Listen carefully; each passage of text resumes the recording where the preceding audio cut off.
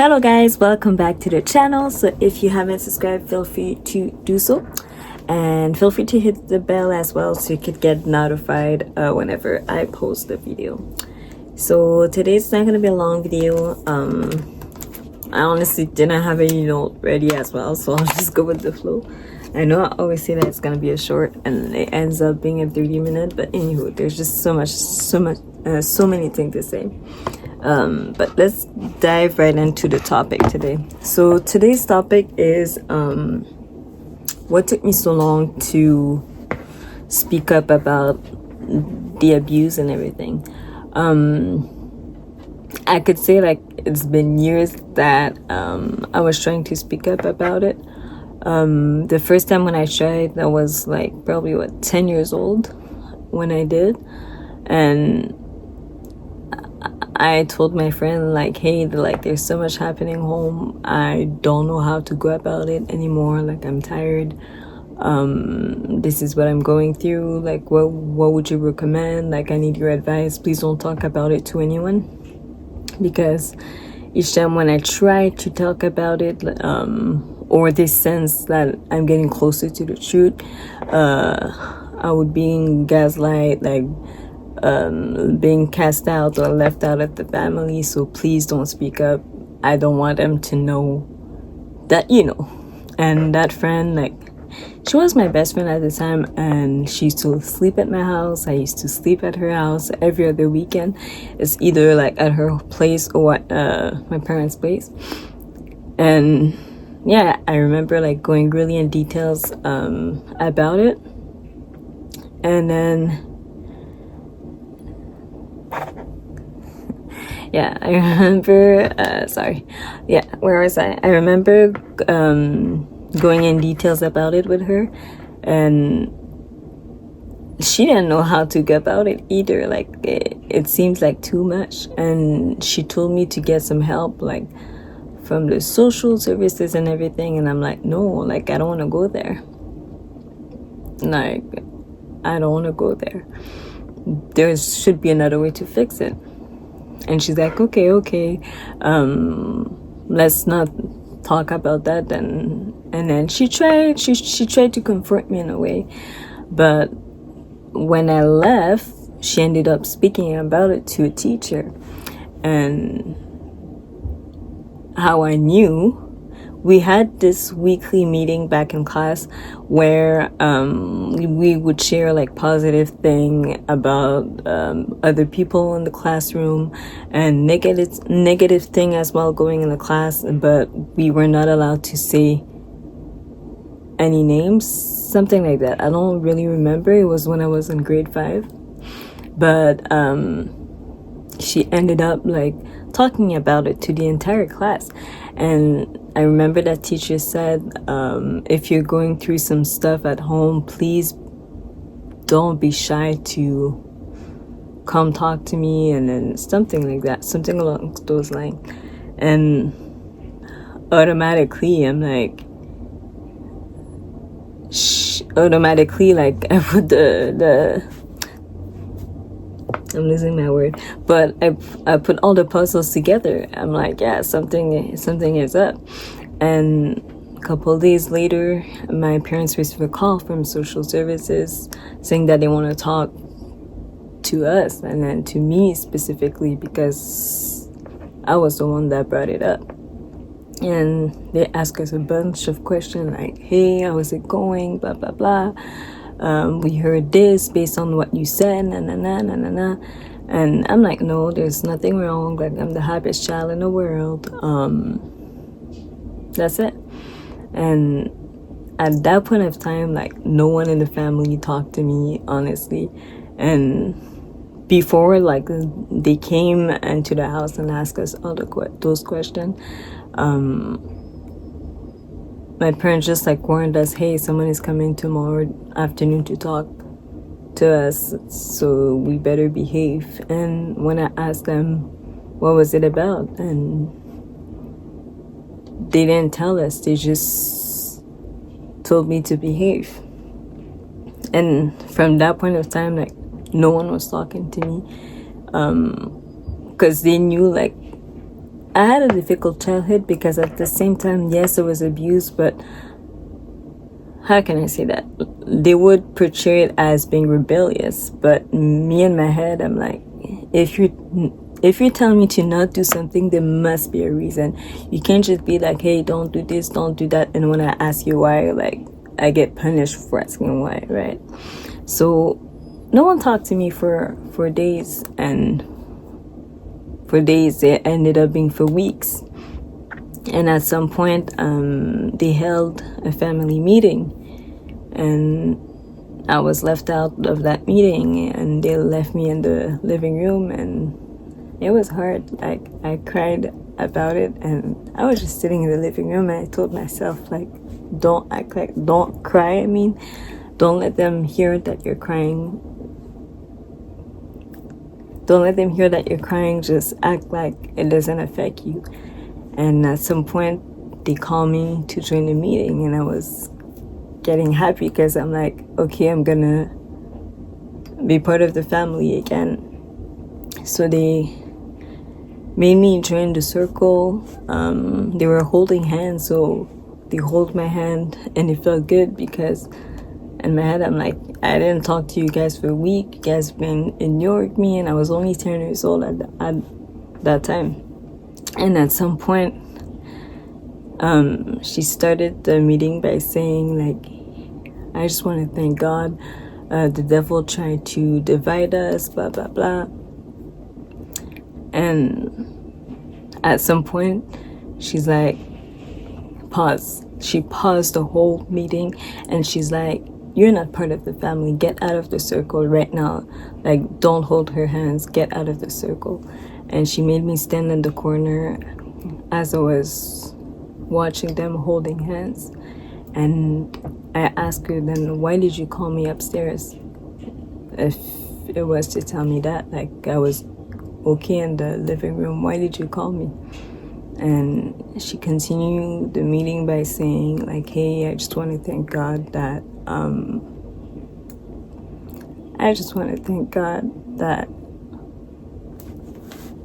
he gave her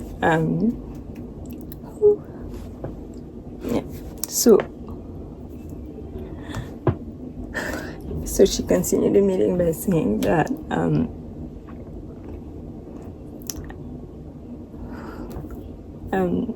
she continued the meeting by saying that she wanted to thank God that he gave her two beautiful child. And I was in that corner, like, still wondering, what do you mean two beautiful child? Like, we're three.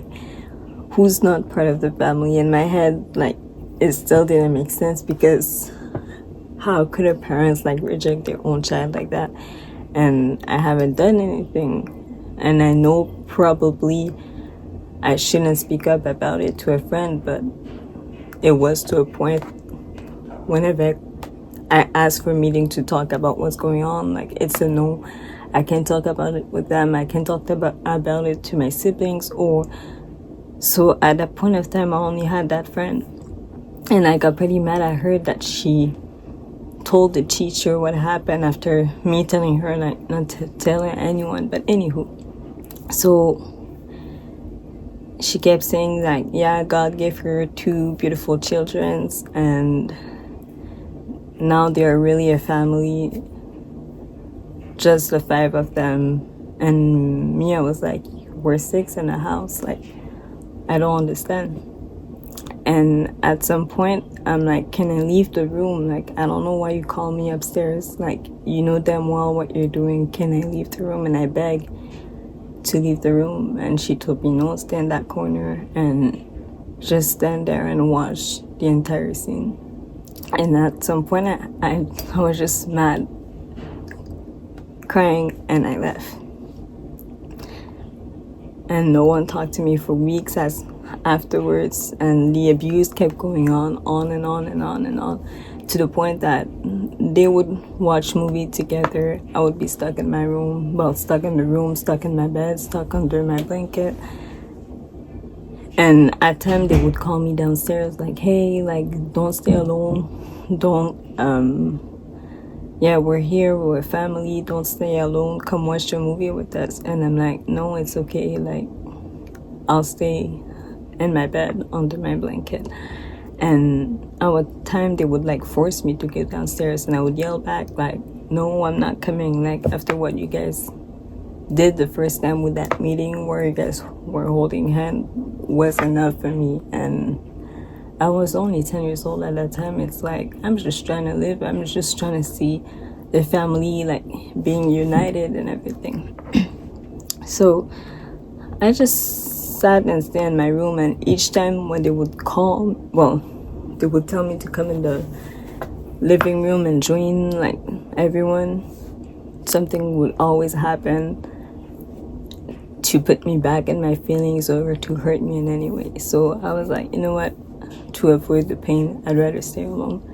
And I was praying on to God. Like, it was pretty intense, pretty intense. And every day, like, it was gaslight on gaslight on gaslight. Like, yeah, look at what you did. Like, you tried to divide the family. Look. And the whole time I was like, hey, like, I'm not trying to divide. I just want to see the family being all together. And me, I'm the point when there's a conflict, like, I want to confront that person. Let's talk about it. Let's be on the same page about that issue. And no, there was no open communication. So I was like, okay, you know what? It's the first time that I spoke about the abuse, so I'll never talk about it again. So my trust issues went down and everything, and my family and that friend overall, and teachers as well, because now I'm back. My phone was too full, so I had to delete some stuff. But yeah, all my teachers, they were all talking about it. So I told myself I'll never speak up again.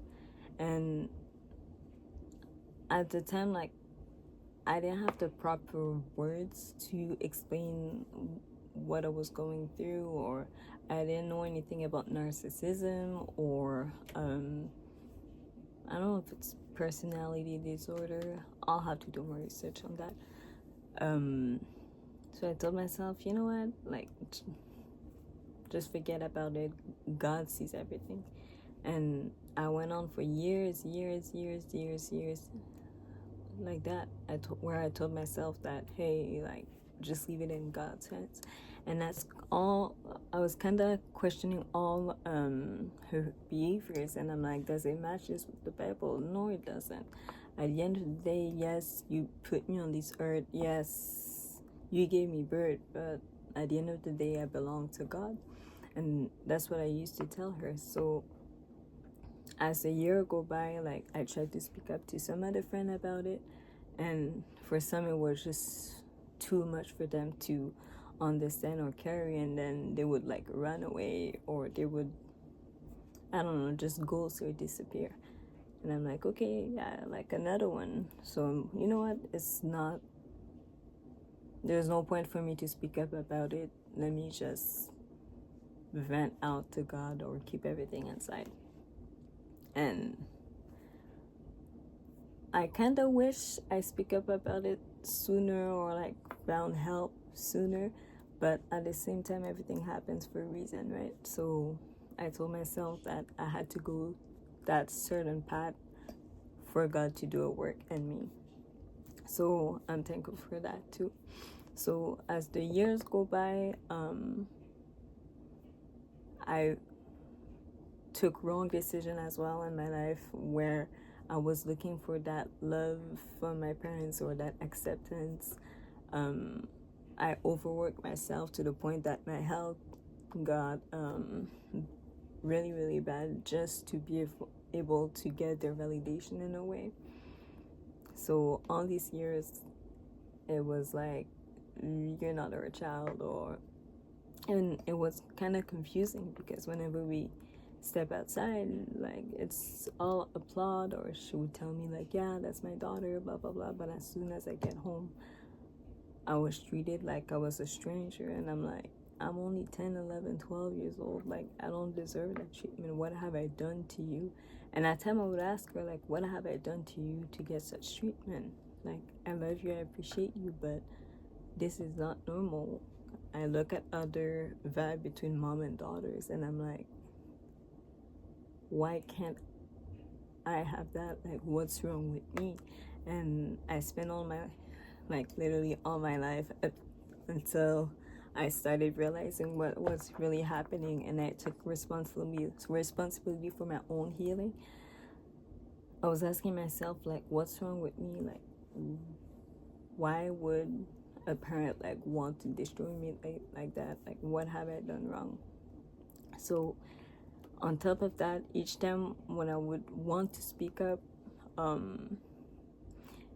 the enemy would attack me in my sleep. I would go to immense like spiritual warfare as well, and I had no one to talk to. And many times, like, I would go back to them and be like, "Hey, I dreamed this, I dreamed that, blah blah blah blah." But it was one of the one of the greatest mistakes that I made, because it's really the devil trying to keep my mouth shut or keep me in that certain family bondage for me to not speak about it. And now, like, I finally understood that I was not walking in the authority that God gave me. So the demons like tried to keep my mouth shut, tried to get me in that bondage, but God gave me that authority to step out of it, to get freedom out of it, and well, to be freed from that family dynamic. But me, I was still staying attached to them, and I'm like, no, like, they are my family, like, I must cling on to them. And that's the thing for whoever's hearing that message. At time, like, your family's not your blood. At time, it could be people that are not even related to you, but that make you feel loved, seen, and heard. Like, those people could be considered more your family than your actual blood.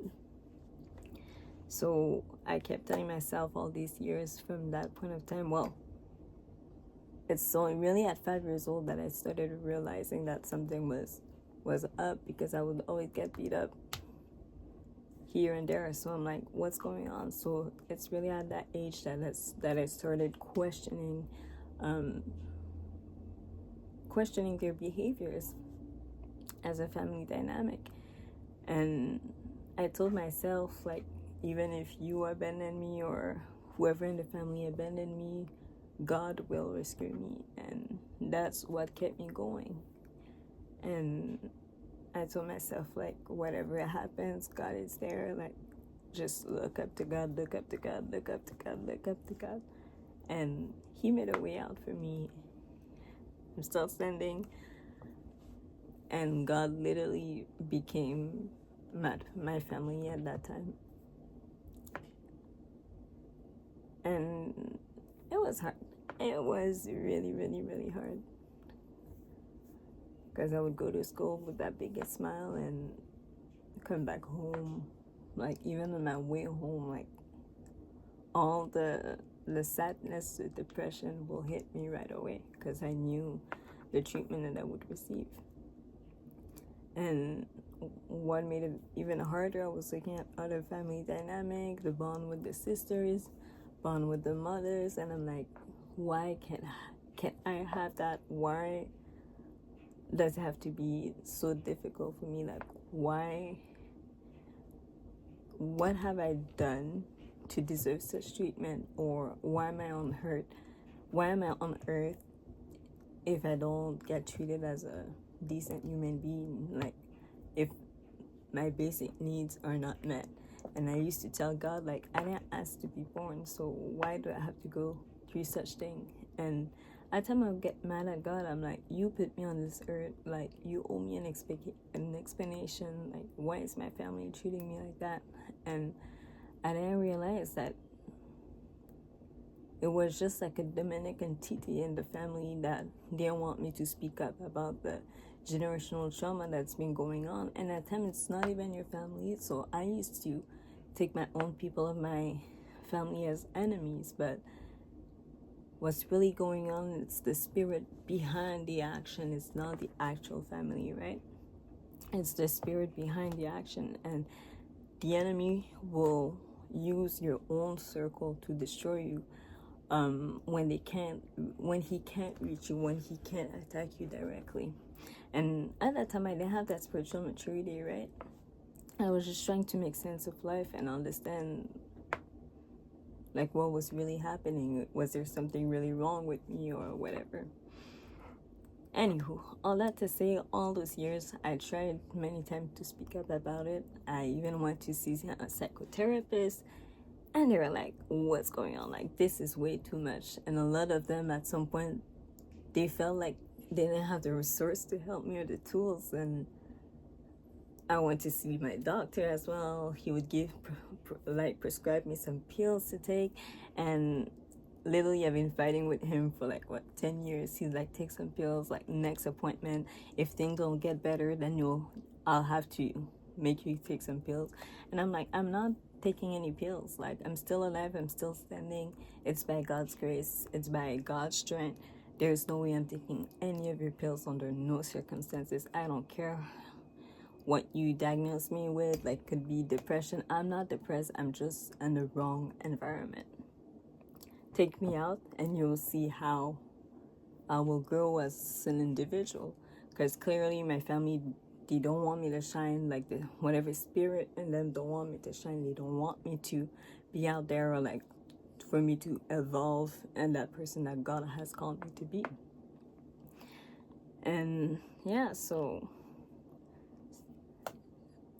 all that to say, it took me long to get out of that cocoon because I was afraid of like being vulnerable as well. Because each time when I was vulnerable about my past, my health, and everything would always be used against me, even within my family. Everything that I've disclosed would be used against me in an argument, just to make me go back in my feelings, and to kind of have that sort of power over me. So I decided to go silent about it, which is not the right way to go about it. So if you're going through a similar situation, I would recommend for you to get some help. Like I've been saying in my previous videos, don't do it alone. Of course, God is there with you. God stands with you. God knows exactly what you need. So cling on to Him, call upon His name whenever you have that time of sorrow, that time of like sadness. And please seek some help. Talk to a friend, someone that you trust, of course. Because I even did talk to pastors and everything, and they would use whatever that I told them against me. So it's really like your own people, like people that are supposed to support you in prayers. And these are the ones that I think worse than non-Christian. Anywho, like I had some people covered with tattoos, piercing, and they were the nicest people in the world. They helped me way more than Christian themselves. So anyways, that's just a heaviness on my heart, and like I said, it'll be a subject for another video. But all that to say that I'm sharing all that to say that you're not alone in your battle. God goes before you, and that's why I'm like, you know what, like, endure the suffering that you're going through. God sees it all, and then that's one day, like, He will deliver you. So I had those two mindset. Either like, God, like, please take me out of this world, like I just want to go back to you, I just want to die and go back to you.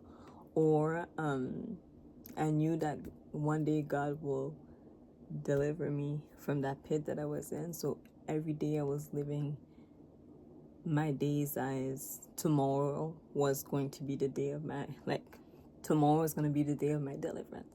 And that's how God, that's the perception that God gave me to approach life. Every day I told myself, like, I'm going to be out of it, I'm going to be out of it, I'm going to be out of it. And I'm going to talk about how God delivered me as well. So yes, my last subject was what initiated the shift, but the how, I'm going to talk about it too as well. So I think we're done for today, right? So stay tuned for next video next week. Yeah, and I pray that you find strength in the battles that you're in that you don't talk about. And yeah, just want I keep saying that, but you're not alone. God is with you. Just call upon His name, and He will hear you. He will, yeah, He will help you. He will recomfort you and those moments of sadness when you have no one to turn to. And I saw this quote. I want to end up by saying that even if there's no shoulders for you to lean on, there's always the floor for you to pray on. So God is always like one step closer. Well, God is always like one prayer away from you.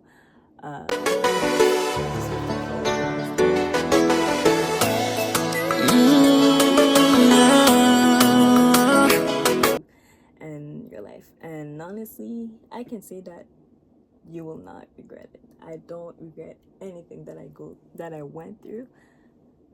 Again, it made me the woman that I am today, and for that I'm thankful. Yeah, I stopped looking down on my pain like why me, why me, why me, and I started looking as this is my training session. This is the field, right, for me to get trained to be a soldier of God. Anywho, so I pray that this word blesses you, and yeah, we'll see each other next Sunday at 4 p.m. Take care.